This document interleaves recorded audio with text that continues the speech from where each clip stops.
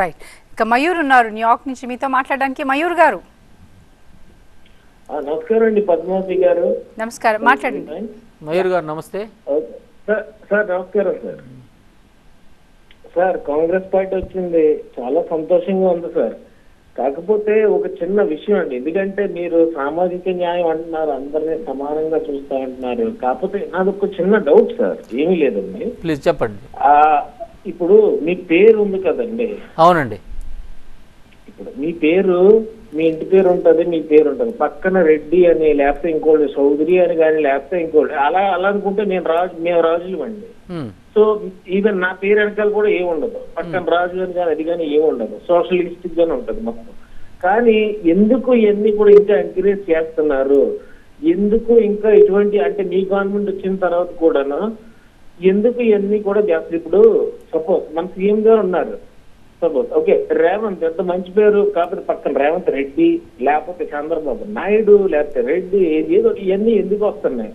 దాన్నన్నా మీరు కరెక్ట్ చేయండి. ఎందుకంటే ఇక్కడ అంబేద్కర్ విగ్రహం పెద్ద పెట్టేసుకున్నారు, అన్ని చేసేసుకున్నారు, మేము అంత సామాజిక న్యాయం అంటున్నారు, అవన్నీ బాగాలేదు sir. Why? Because these are changing day by day. Second question sir, ఇంకోటి సెకండ్ క్వశ్చన్ ఒకటి అడుగుతున్నానండి, ఏంటంటే చాలా ఇంపార్టెంట్. ఇప్పుడు మొన్న బిఆర్ఎస్ సర్కార్ ఉన్నంత వరకు కూడాను ఎవరో సెంట్రల్ గవర్నమెంట్ వచ్చి మీరు మీటర్లు పెట్టండి మోటార్ల దగ్గర అది అంటే అబ్బాయి లేదు మేము పెట్టాం, ఏమీ పెట్టాం, మాకు ఎందుకంటే మాకు చాలా నష్టం వస్తుంది, ఏదో మాకు పక్కబడిపోతుంది అది ఇది అని చెప్పేసి అన్నారు. ఓకే కరెక్టే, మేము ఒప్పుకుంటాం దానికి కూడా. కానీ తర్వాత ఏమన్నారు, రైతులకు మాత్రం మేము ఫ్రీగా కరెంట్ ఇస్తామన్నారు. కానీ రైతులకు కూడా కరెంటు బిల్లులు వచ్చినాయి. మరి ఎలా వచ్చినాయి? మరి అందులో ఏం న్యాయం ఉంది? మళ్ళీ ఇప్పుడు ఏమంటున్నారు, కాంగ్రెస్ పార్టీ ఏదో 200 రూపాయలు అదే 200 యూనిట్స్ అంత ఇచ్చేస్తే కాంగ్రెస్ పార్టీ కూడా మొత్తం అన్ని కూడాను ఇప్పుడు పే చేస్తుంది అంటారు అని చెప్పేసి వాళ్ళు అంటున్నారు.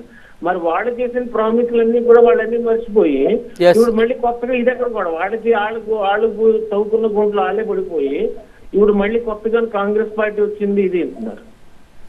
థర్డ్ వన్ సార్, నాకు నచ్చండి సార్ ఇది మాత్రం నిజంగానే. ఎందుకంటే రేవంత్ గారు ఉన్నారు, సీఎం గారు, ఆయన చాలా మంచిగాను ఓకే బయటకు వెళ్ళారు, ఆయన అన్ని చేస్తున్నారు. ఏ కొన్ని ఇక్కడ దావోస్కి వెళ్ళారు, వేరే చోటుకి వెళ్ళారు. వన్ సెకండ్ మేడం, మొత్తం అన్ని కూడా చేస్తున్నారు, అన్ని కూడా తీసుకొస్తున్నారు. కాకపోతే ఆయన మాట్లాడే తెలుగు చాలా స్పష్టంగా చాలా నీట్ గా మంచిగా మాట్లాడారు. కానీ ఆయన మాట్లాడే ఇంగ్లీష్ విధానం అది బాగాలేదండి. ఒక సీఎం కు ఉండాల్సిన లక్షణం కాదు. ప్లీజ్. రైట్. మిత్రమా, మీరు పూర్తి అవగాహన లేకుండా మాట్లాడుతున్నారని అనిపిస్తుంది. సామాజిక న్యాయం అనేది వ్యక్తుల యొక్క పేర్లను లేకుంటే ఆయన వేసుకునే బట్టల గురించో లేకుంటే ఆయనకి హెయిర్ స్టైల్ గురించో కాదు. ఈ రోజున సామాజికంగా ఆర్థికంగా సామాజిక న్యాయం అనేది ఉండాలి అన్నది మనం కోరుకోవాలి. సామాజిక న్యాయం క్యాస్ట్లతోని ఏమాత్రం కూడా రాదు. క్యాస్ట్తో అంటే ఎట్లా అంటే పేరులో ఒకటి పెట్టుకున్నంత మాత్రాన, ఎందుకంటే పేరు అనేది ఒక ఐడెంటిటీ మాత్రం తప్పితే వేరేది కాదు. మనము ఈ రోజున ఆలోచించాల్సింది ఏంటంటే రాజకీయాల్లో ఎంతవరకు సామాజికమైనటువంటి ఒక సామాజికమైనటువంటి కూర్పు ఉన్నది, సామాజికంగా ఎవరి ఇన్వాల్వ్మెంట్ ఎంత ఉన్నది, ఎవరికి ఎన్ని అవకాశాలు వస్తున్నాయి, ఆర్థికంగా ఎవరి పరిస్థితి ఏంది, వాళ్ళ యొక్క అప్లిఫ్ట్మెంట్ గురించి ఏ విధంగా ఆలోచన చేయాలి అన్నది ఇప్పుడు కాదు, మనం ఏదో ఈరోజు మాట్లాడుకుంటున్నాం కాదు. కాంగ్రెస్ పార్టీ గతంలో అంటే దాదాపు బహుశా నేను పుట్టక ముందు నుంచి కూడా ఆలోచన చేసినటువంటి సందర్భం ఉంది. ఆ రోజున యావత్ భారతదేశంలో కూడా గరీబీ హఠావో నినాదం చేసినారు. ఆ రోజున బ్యాంకుల జాతీయకరణ చేసినారు, రైల్వేల జాతీయకరణ చేసినారు, అనేక ప్రతిష్టాత్మకమైనటువంటి ప్రాజెక్టులను నిర్మించారు.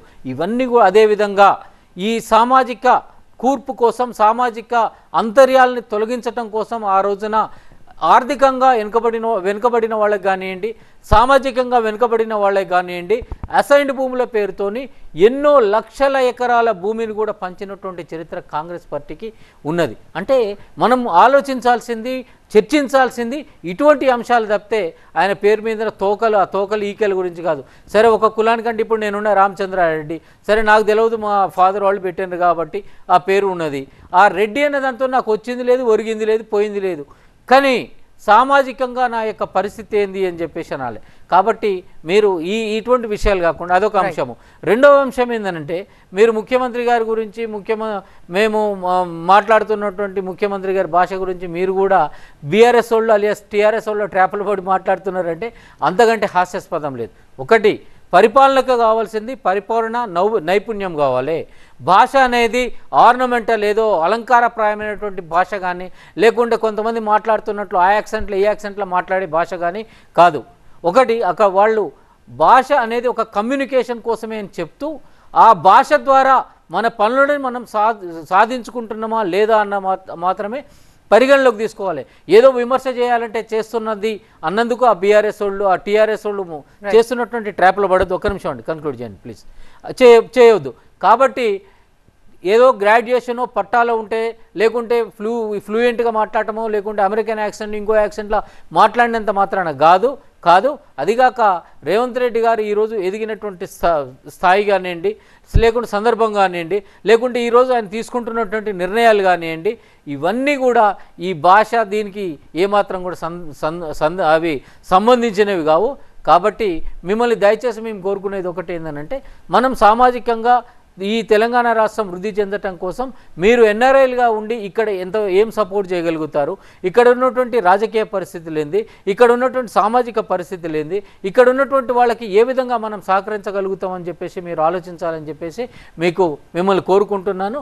అంతే తప్పితే అది గతంలో మనము అంటే కేవలం మన భాష వేషంతో ఏ పనులు కూడా కాదని చెప్పేసి మీరు గ్రహించాలని చెప్పేసి మీకు కోరుకుంటున్నాను.